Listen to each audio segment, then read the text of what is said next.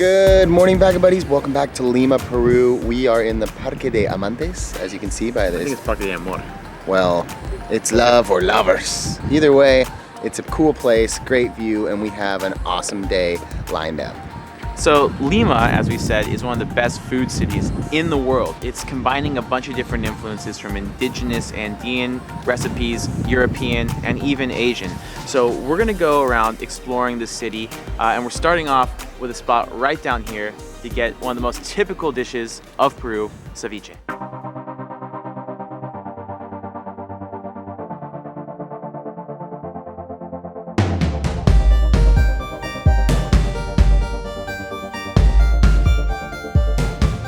This is crazy. It feels like home in an interesting way. Like the road down there feels like the PCH. These cliffs kind of feel like Santa Monica or Torrey Pines, where we're from, where there's a glider port. I mean, check this out. You got paragliders flying right in front of us, 10 feet away.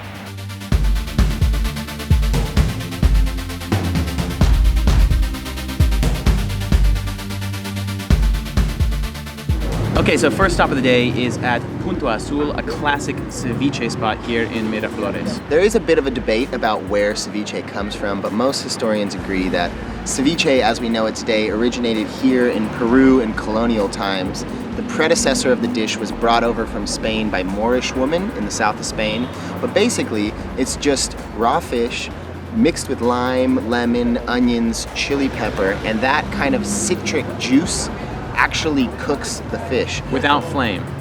Yeah, so it's served cold. There's a bunch of different takes on ceviche. So we've quickly found that the biggest challenge in making this video is that there are simply too many good restaurants to feature here in Lima. A lot of them also are really, really, really good restaurants, like Central, which you might have seen in season 3 of Netflix. It's one of the best restaurants in the world. It's definitely the best in Latin America. A lot of those restaurants need reservations and they can be really expensive. So what we're gonna try to do in this video is show you places that are easily accessible, some that are more expensive than others, some that are cheap and from, just sandwich spots. We're gonna try to show you guys a balance of quality and price and have a great time exploring Lima.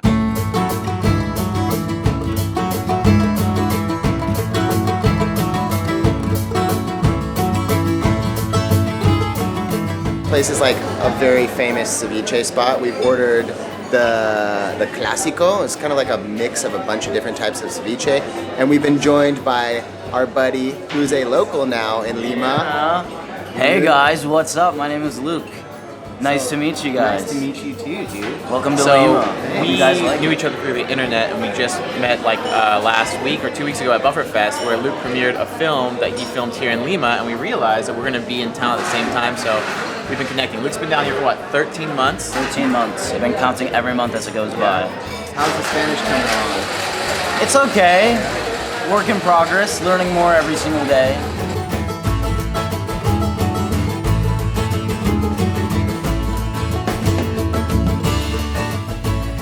Okay, so we have ceviche in the belly, and now we're gonna head down the street, 10-minute walk to a sandwich place called El Chinito.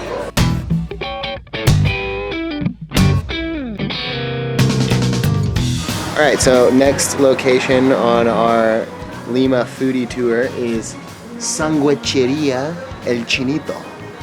Supposedly 50 years ago, a Chinese family moved here and wanted to make affordable, good sandwiches. And so we're just posted up outside. We're gonna grab the sandwich to go. All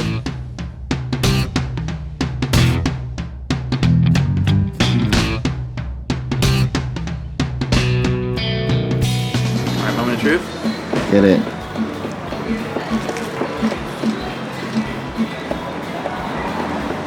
Oh, good. Nice and fatty. This would be perfect hangover food. I feel like to make pisco sours, have one of these. Good to go.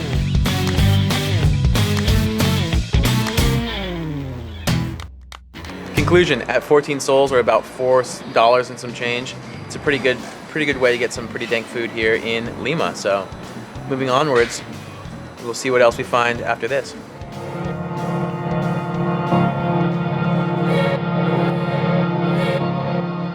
All right, so quick stop, coffee break in San Isidro, a place called Puku Puku. It's a Quechua word which means bird that reads the sunrise, and I think they have Amazonian coffees. So let's go have one.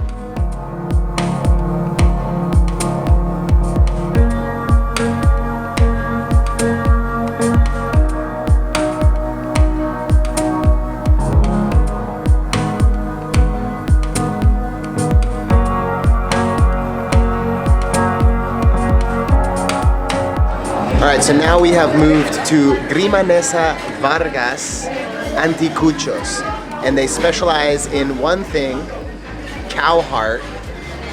To be completely honest, when Luke told us about this place, I didn't know what to think. I'm not a huge fan, but we're gonna try it. It smells good, seems to be popular, and this is my first time trying Inca Cola. So,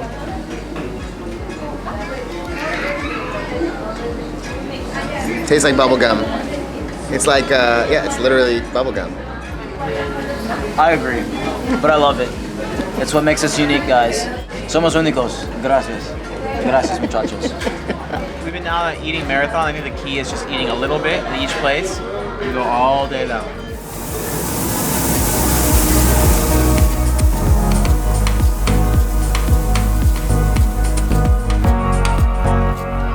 All right, so we have the green sauce and we have the pink sauce. I think this is the ahi, right? This must be ahi and this is something else.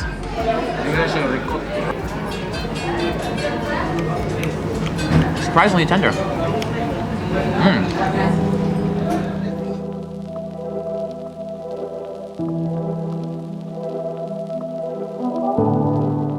Okay, so now it's dinner time and we're at a restaurant called Matria back in Miraflores. So we're gonna have a quick chat with the chef, Arlette, and she's gonna tell us a bit more about the philosophy behind the restaurant. Soy Arlette Euler, soy cocinera de Matria y en Matria tenemos una cocina creativa y una carta estacional. Es una cocina de producto y tiene influencias del mundo. Matria tiene varios significados. Matria es madre tierra, que es mamapacha, que es de donde vienen los insumos. Matria también es mamá. En realidad todos decimos la patria y estamos diciendo mal porque deberíamos de decir la matria, porque el papá no debe tener hijos. Y como soy mujer y soy chef, es como que sentía que englobaba todo.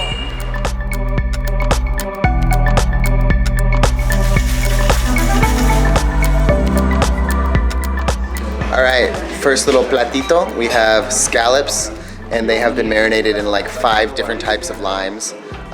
It looks delicious. I don't know much more than that, but I'm gonna eat it.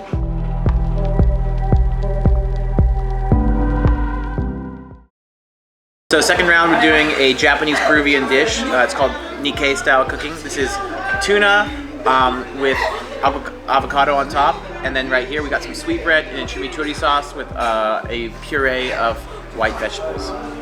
Bon appetit.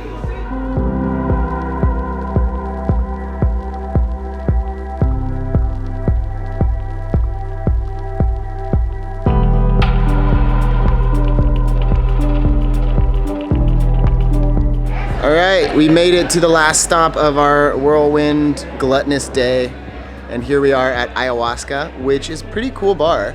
And I think, Luke, you were saying that it used to be a mansion? It used to be a mansion, I believe.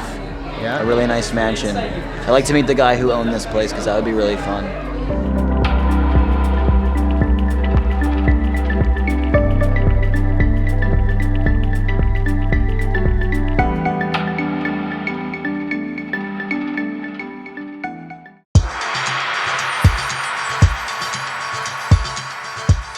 What's up, everybody, and welcome back to Vagabrothers. Right now we're at 3,400 meters in the heart of the Andes in Cusco, Peru. Cusco is the oldest continuously inhabited city on the continent. It was the heart and capital of the Inca Empire, and it's been referred to as the Rome of the Americas. Today we'll be exploring its fascinating history, from its foundation by the Inca to their brutal conquest by the Spanish and the living history that survives today. It's gonna be fun, it's gonna be interesting, and it starts right now. Listo? Vámonos.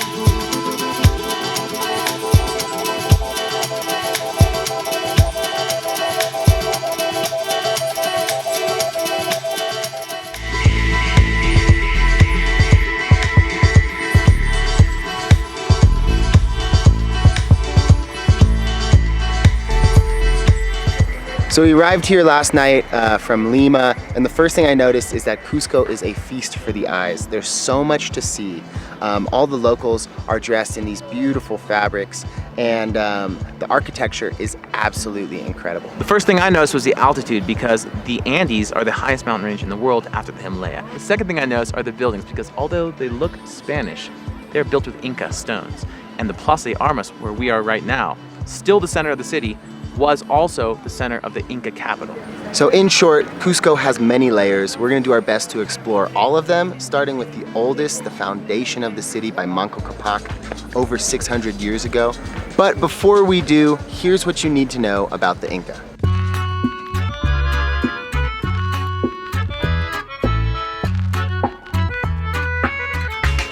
The Incas are the most well-known of Peru's indigenous cultures, but they're really just the most recent of many. There were the Parcas, famous for their textiles, the Nazca, famous for the lines in the desert, and countless others who battled for control of the Andes before the Inca solidified their rule 600 years ago.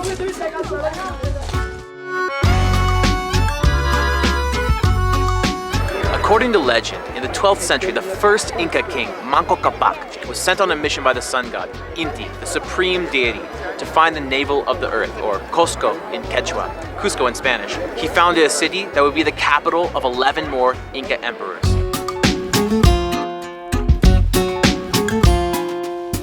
From the capital of Cusco, the Inca Empire stretched from modern-day Colombia all the way down to Chile and Argentina. It was rich in gold and silver, and its skilled artisans created some of the most beautiful and valuable artwork in the Americas. The golden age of the Inca lasted just 100 years, until 1532, with the arrival of Spanish conquistador Francisco Pizarro, who, with 170 men, 27 horses, and a single cannon, captured the Inca emperor Atahualpa and demanded a ransom so high that the Inca had to strip their beautiful temples of its precious gold. And after all that, Pizarro killed Atahualpa anyways. The Spanish conquest of the Inca is one of the saddest chapters in history. Not only the slaughter and subjugation of countless thousands of people, but the systematic eradication of one of the most advanced cultures the world has ever seen.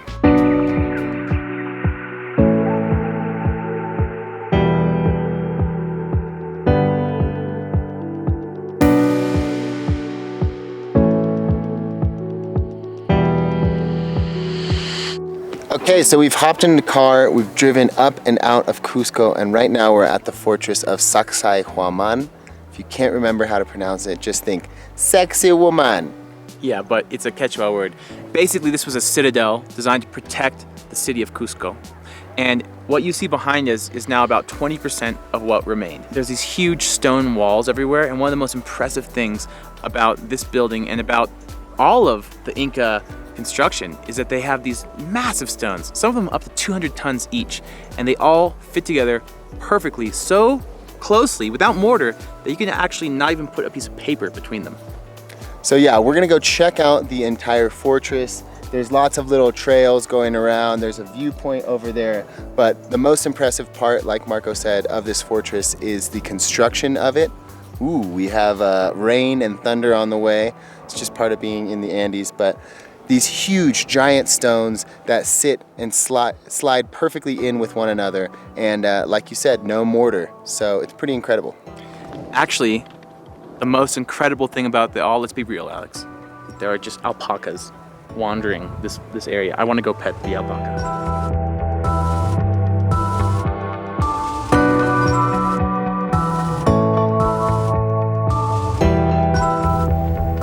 You get kicked in the face.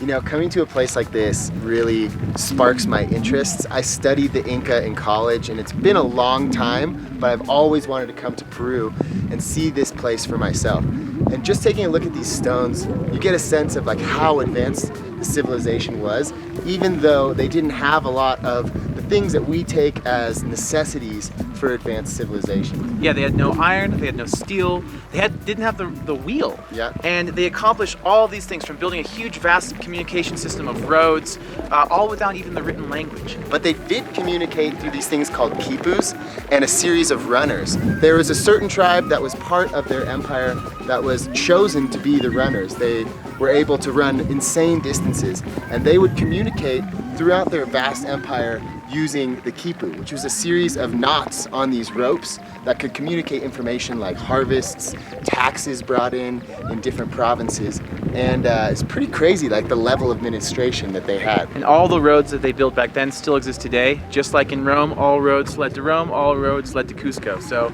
a fair statement. The Rome of the Americas, I think. Yeah, bro.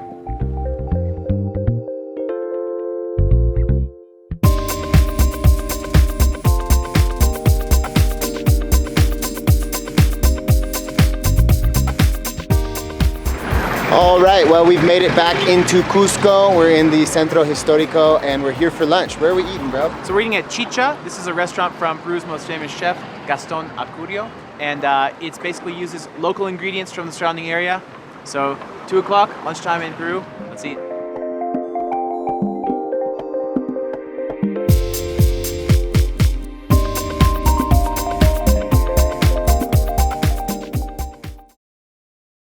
So for lunch, we ordered some traditional Peruvian dishes. We have some papas rellenas, which are basically stuffed potatoes. They have like carne picada or like ground beef inside of them. And then they're breaded and fried. We have a ceviche, a little twist on it. It's got trout instead of your typical like ocean fishes. And then we have this little sampler right here, which has all sorts of traditional meats. I don't even know what they are. What are they, bro? So the idea behind the restaurant is that there's various chichas around Peru, and each one takes ingredients only from the surrounding area. So everything on these plates here is either from Cusco or the surrounding valleys. So for example, the ceviche uses trout, which is a river fish, rather than sea bass from the ocean, and it's served warm with some yuca. And by the way, we're joined by the 4th member of our group, Darren, who's here to help us with VR. Say hi. Hi. And so he'll be helping us with a VR shoot in Machu Picchu, but for now, it's lunchtime.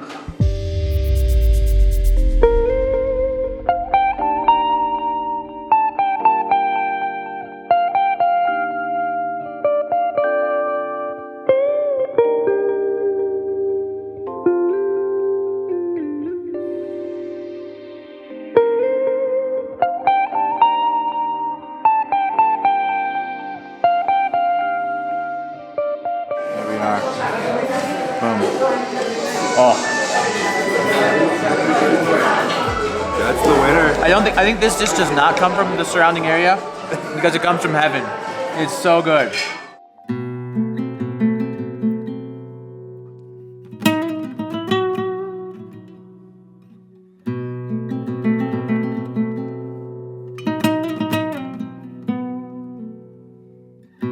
All right, lunch is over, so back to the story of the Spanish conquest of the Inca. When the Spanish arrived, the Inca Empire was primed for conquest. They had just finished a brutal civil war, and Atahualpa, the Inca emperor, was camped out at Cajamarca. When Pizarro came, he captured him through a combination of trickery and deceit and held him hostage. The ransom, his prison cell filled once over with gold and twice over with silver. To pay that ransom, he sent his men, along with some of Pizarro's, here to the Temple of the Sun. This building is all the remains of the Temple of the Sun. Coricancha, Quechua for golden patio, because it was literally covered in gold. The walls, the floors, the ceilings, even life-size golden alpacas and llamas. But Pizarro's ransom was so high that to pay the price, the Inca had to strip and defile their holiest temple of its gold. And then when they did, Pizarro broke his word and killed Atahualpa. And to add insult to injury, he took their holiest temple and converted it into a Catholic convent. And that was the beginning of the end of the Inca Empire.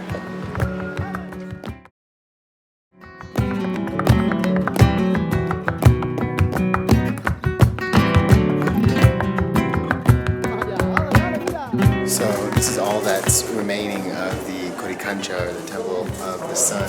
And you can see the architecture here is incredible.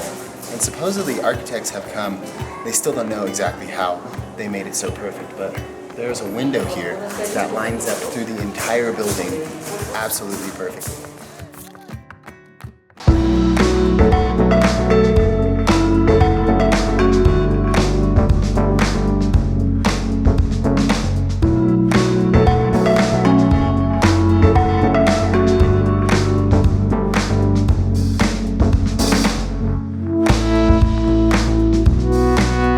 It's been an incredible day exploring Cusco, and honestly, one day is not even close to enough. This city has so many stories, so many layers of history. Every little alleyway and cobblestone-lined street is a new adventure, and we need to come back.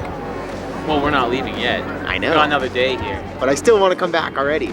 Bringing it back though to the first observation of the day of this being the Rome of the Americas, I'd actually say I think more like Istanbul, because you know how Istanbul had the Christian layer and then the Muslims came and they took all their beautiful churches and turned them into mosques. They left the churches preserved, you know, the art that was inside of them.